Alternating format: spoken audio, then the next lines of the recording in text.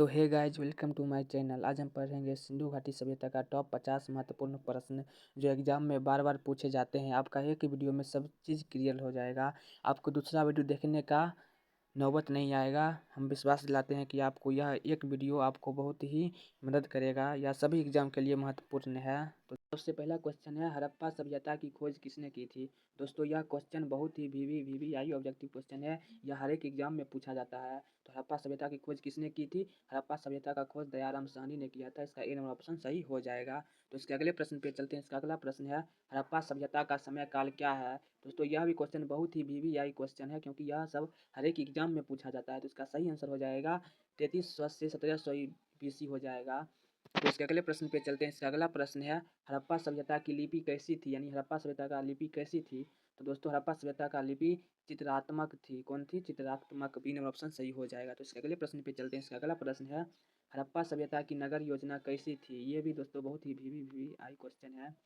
हड़प्पा सभ्यता की नगर योजना कैसी थी। तो इसका सी नंबर ऑप्शन सही हो जाएगा, ग्रिड पद्धति थी। तो इसके अगले प्रश्न पे चलते हैं। इसका अगला प्रश्न है, हड़प्पा सभ्यता के लोग किस पशु को पवित्र मानते थे।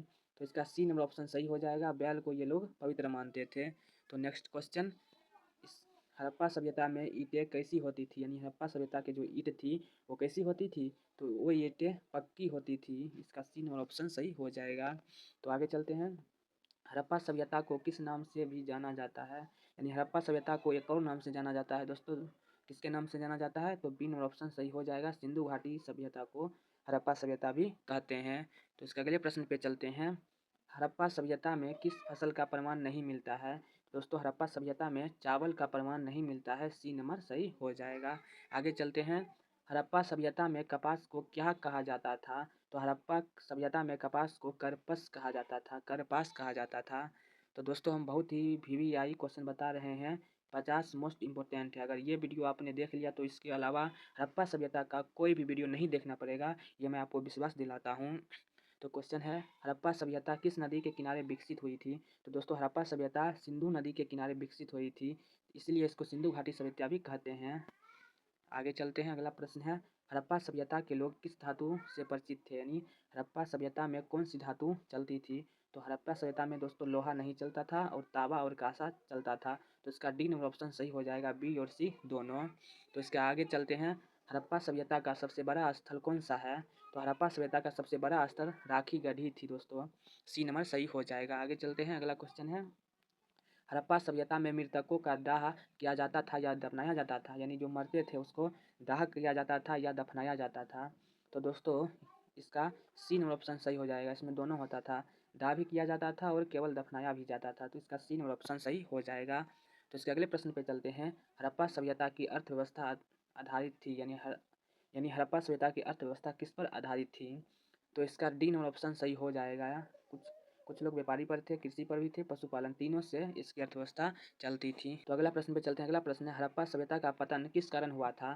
तो हड़प्पा सभ्यता का पतन निम्न कारणों से हुआ था। आर्यों का आक्रमण इसके कारण भी हुआ था, जलवायु का परिवर्तन इसके कारण भी हुआ था, और बाढ़ इसके कारण भी हुआ था। तो डी नंबर ऑप्शन सही हो जाएगा, यानी उपयुक्त सभी सही हो जाएगा। तो इसके अगले प्रश्न पे चलते हैं। अगला प्रश्न है, हड़प्पा सभ्यता के लोग किस माप प्रणाली का प्रयोग करते थे। वीवीआई क्वेश्चन है दोस्तों। तो दशमलव प्रणाली का उपयोग करते थे। तो इसके अगले प्रश्न पे चलते हैं। हड़प्पा सभ्यता में सबसे अधिक किसकी मोहरें मिली है। तो दोस्तों, हड़प्पा सभ्यता में सबसे अधिक पशु आकृति का मूर्ति मिली है। तो इसके अगले प्रश्न पे चलते हैं। अगला प्रश्न है, हड़प्पा सभ्यता के लोग किस खेल से परिचित थे। वीवीआई क्वेश्चन है दोस्तों। तो इसका आंसर हो जाएगा ऑप्शन बी, पासा से परिचित थे। तो इसके अगले प्रश्न पे चलते हैं। इसका अगला प्रश्न है, हड़प्पा सभ्यता में अग्नि वेदियों का प्रमाण कहाँ से मिला। तो हड़प्पा सभ्यता में अग्नि वेदियों का प्रमाण कहाँ से मिला था। तो इसका सही आंसर हो जाएगा, कालीबंगा से मिला था। तो इसके अगले प्रश्न पे चलते हैं। हड़प्पा सभ्यता में जल निकासी व्यवस्था कैसी थी। तो हड़प्पा सभ्यता में जल निकासी व्यवस्था उत्कृष्ट थी। सी नंबर ऑप्शन सही हो जाएगा। तो इसके अगले प्रश्न पे चलते हैं। हड़प्पा सभ्यता के लोग किस देवता की पूजा करते थे। तो हड़प्पा सभ्यता के लोग शिव यानी पशुपति की पूजा करते थे। अगले प्रश्न पर चलते हैं। अगला प्रश्न है, हड़प्पा सभ्यता का व्यापार किस माध्यम से होता था।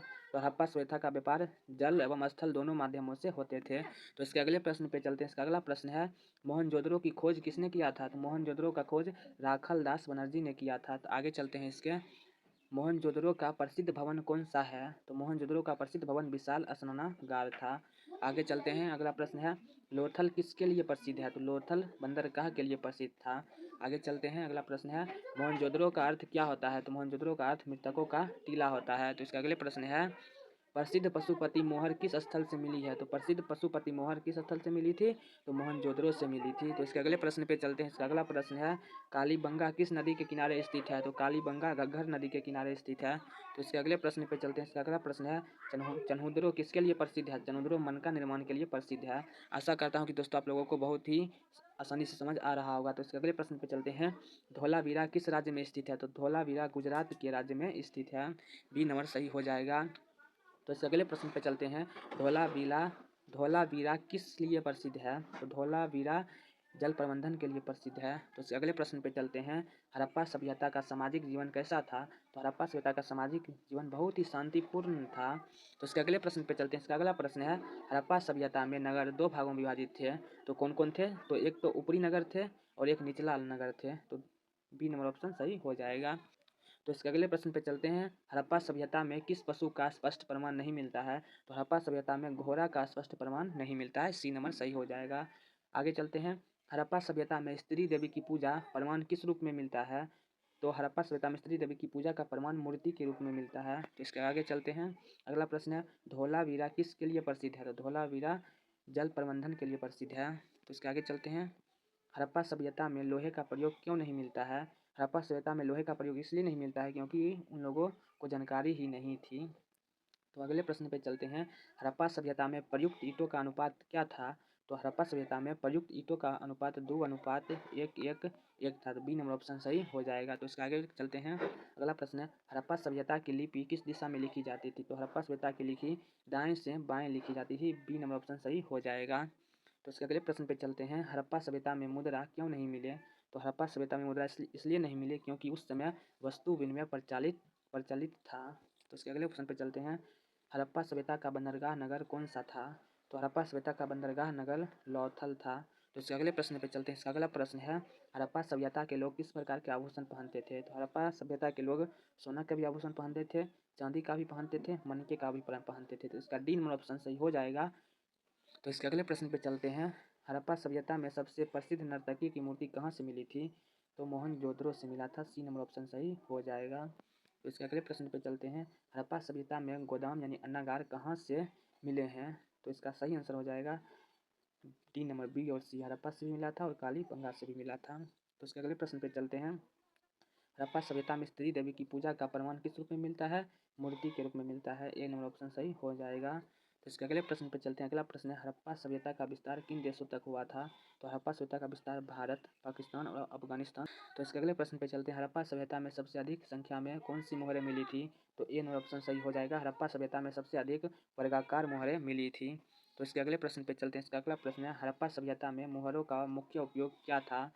तो हड़प्पा सभ्यता में मोहरों का मुख्य उपयोग व्यापारिक पहचान थी। सी नंबर ऑप्शन सही हो जाएगा। तो इसके अगले प्रश्न पे चलते हैं हड़प्पा सभ्यता में लिखावट किस पर मिलती है? तो हड़प्पा सभ्यता में लिखावट मोहरों पर मिलती है। तो इसके अगले प्रश्न पे चलते हैं। इसका अगला प्रश्न है हड़प्पा सभ्यता के लोग किस के लिए प्रसिद्ध थे? तो आप लोग इसका आंसर कमेंट में ज़रूर बताइएगा।